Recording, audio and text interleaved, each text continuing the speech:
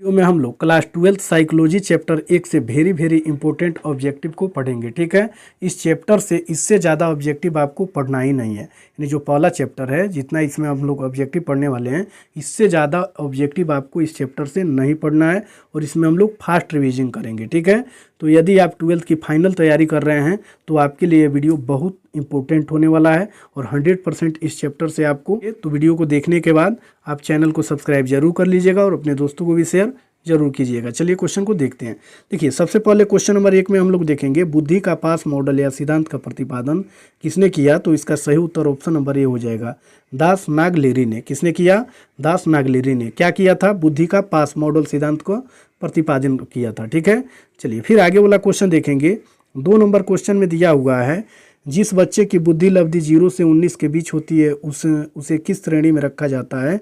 तो इसका सही उत्तर ऑप्शन नंबर ए हो जाएगा, जड़ की श्रेणी में। ठीक है, जिस बच्चे की बुद्धि लब्धि 0 से 19 के बीच होती है तो उस बच्चे को किस श्रेणी में रखा जाता है? तो जड़ की श्रेणी में। चलिए फिर आगे वाला क्वेश्चन देखेंगे। क्वेश्चन नंबर 3 में दिया हुआ है, कौन सा सिद्धांत बुद्धि का कारक सिद्धांत नहीं है। तो इसका सही उत्तर ऑप्शन नंबर डी हो जाएगा, जीन पियाजे का सिद्धांत। यानी जो पियाजे लिखा हुआ है, इनका पूरा नाम जीन पियाजे है। ठीक है, तो इनका जो सिद्धांत है वो बुद्धि का कारक सिद्धांत नहीं है। चलिए फिर आगे वाला क्वेश्चन देखेंगे। 4 नंबर क्वेश्चन में दिया हुआ है, 4 नंबर क्वेश्चन में निम्नलिखित में से कौन सृजनात्मक चिंतन की अवस्था नहीं है। तो इसका सही उत्तर ऑप्शन नंबर सी हो जाएगा, धारण। क्या हो जाएगा? धारण। चलिए फिर आगे वाला क्वेश्चन देखेंगे 5 नंबर में। इसमें दिया हुआ है कि निम्नलिखित में से कौन शाब्दिक परीक्षण नहीं है। तो इसका सही उत्तर ऑप्शन नंबर बी हो जाएगा, ब्लॉक डिजाइन परीक्षण। क्या हो जाएगा? ब्लॉक डिजाइन परीक्षण। चलिए फिर आगे वाला क्वेश्चन देखेंगे हम लोग। 6 नंबर क्वेश्चन में दिया हुआ है, निम्नांकित में से कौन मनोवृत्ति का तत्व नहीं है। तो इसका सही उत्तर ऑप्शन नंबर सी हो जाएगा, स्मृति तत्व। क्या हो जाएगा? स्मृति तत्व।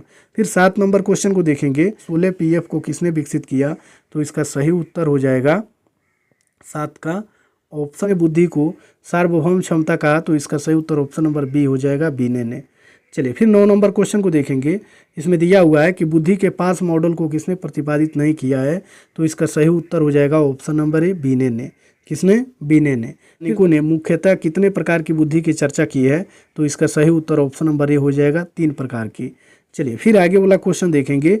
11 नंबर क्वेश्चन में दिया हुआ है, किसका सुझाव है कि एक बुद्धिमान व्यक्ति न केवल पर्यावरण से अनुकूलन करता है बल्कि उसमें सक्रियता से परिवर्तन और परिमार्जन भी करता है। तो इसका सही उत्तर हो जाएगा ऑप्शन नंबर बी। ठीक है, गार्डनर और स्टर्नबर्ग। चलिए फिर आगे वाला क्वेश्चन देखेंगे। 12 नंबर क्वेश्चन में दिया हुआ है कि चार्ल्स पियरमैन ने बुद्धि का द्विकारक सिद्धांत किस वर्ष प्रस्तावित किया। तो इसका सही उत्तर हो जाएगा 12 का ऑप्शन नंबर सी, 1927 में। नंबर क्वेश्चन में दिया हुआ है कि बुद्धि का त्रिचापीय सिद्धांत किसने प्रस्तुत किया। तो इसका सही उत्तर ऑप्शन नंबर ए हो जाएगा, स्टर्नबर्ग ने। चलिए फिर आगे वाला 14 नंबर क्वेश्चन को देखेंगे। इसमें दिया हुआ है कि स्टर्नबर्ग ने त्रिचापीय सिद्धांत कब प्रस्तुत किया। तो इसका सही उत्तर ऑप्शन नंबर ए हो जाएगा, 1980 में। चलिए फिर आगे वाला क्वेश्चन देखेंगे। 15 नंबर क्वेश्चन में दिया हुआ है कि बीने ने साइमन परीक्षण कब किया। तो इसका सही उत्तर ऑप्शन नंबर सी हो जाएगा, 1905। चलिए फिर आगे वाला क्वेश्चन देखेंगे।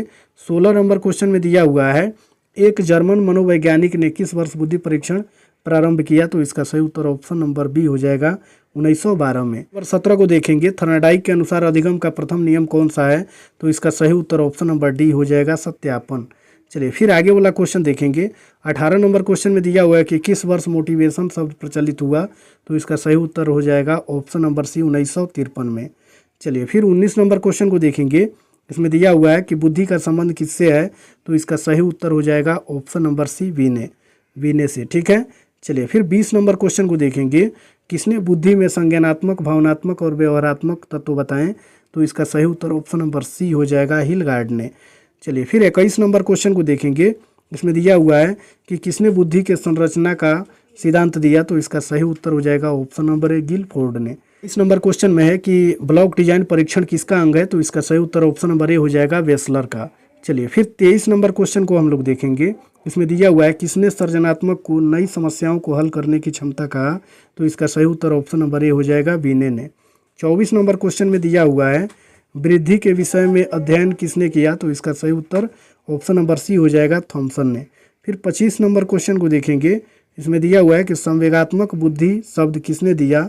तो इसका सही उत्तर ऑप्शन नंबर सी हो जाएगा, सैलोवे तथा मेयर ने। चलिए फिर 26 नंबर क्वेश्चन को देखेंगे।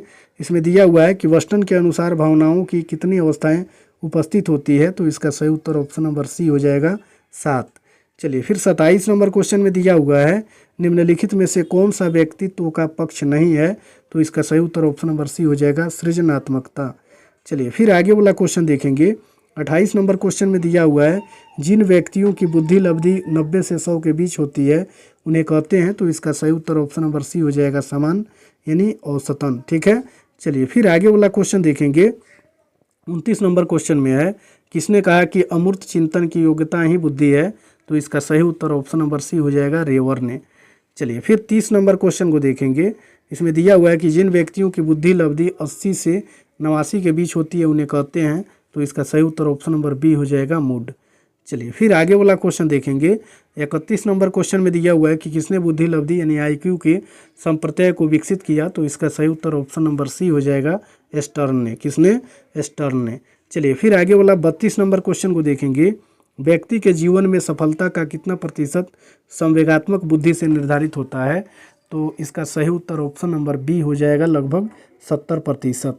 फिर 33 नंबर क्वेश्चन में दिया हुआ है प्राथमिक मानसिक योग्यता का सिद्धांत किसने प्रस्तुत किया, तो इसका सही उत्तर ऑप्शन नंबर सी हो जाएगा, थर्स्टन ने। चलिए फिर 34 नंबर क्वेश्चन को देखेंगे। इसमें दिया हुआ है किस वर्ष बुद्धि का पास मॉडल विकसित हुआ, तो इसका सही उत्तर ऑप्शन नंबर बी हो जाएगा, 1994।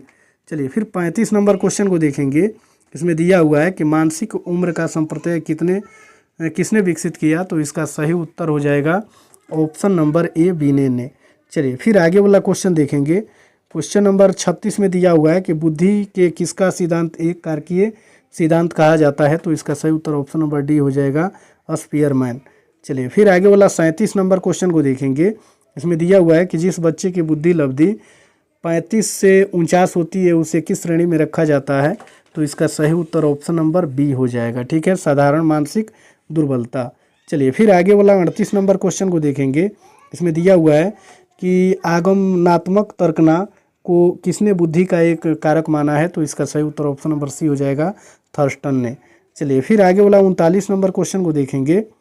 39 नंबर क्वेश्चन में दिया हुआ है मनोवैज्ञानिक के बौद्धिक कौशल को किस श्रेणी में रखा जाएगा, तो इसका सही उत्तर ऑप्शन नंबर बी हो जाएगा, प्रेक्षणात्मक कौशल। फिर 40 नंबर क्वेश्चन को देखेंगे। 40 नंबर क्वेश्चन में दिया हुआ है कि गार्डनर के अनुसार निम्नलिखित में से कौन बुद्धि की श्रेणी नहीं है, तो इसका सही उत्तर ऑप्शन नंबर बी हो जाएगा, जी कारक। ठीक है, और इस चैप्टर से 40 से आगे के क्वेश्चन इसके अगले वीडियो में हम लोग देखेंगे। ठीक है।